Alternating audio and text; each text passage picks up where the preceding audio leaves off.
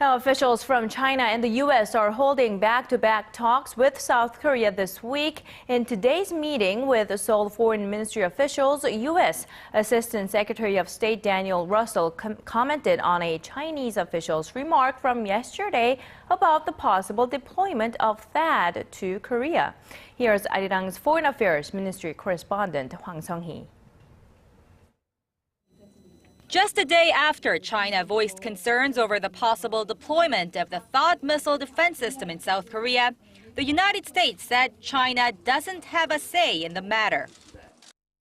Well, I find it curious that a third country would presume to make strong representations about a security system that has not been put in place and that is still a matter of theory.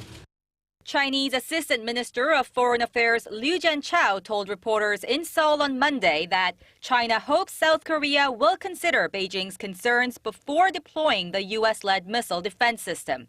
Beijing is against the deployment over concerns that the radar system, which can cover 1,000 kilometers, could be used to monitor mainland China. But following talks with senior South Korean officials in Seoul on Tuesday, U.S. Assistant Secretary of State Daniel Russel said THAAD is purely for countering North Korean threats and that its deployment is up to South Korea. It is for the Republic of Korea to decide what measures it will take in its own alliance defense and when. The U.S. envoy remained wary about Seoul's participation in China's Asian Infrastructure Investment Bank, saying Beijing should first ensure the transparency of the new financial institution. So every government can make its own decision about whether the way to achieve that goal is by joining before the Articles of Agreement are clarified, or by waiting to see what the evidence looks like as the bank starts to operate.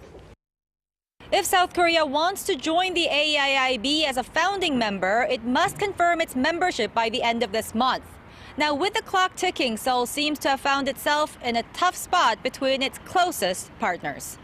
Hwang Sung-hee, Arirang News.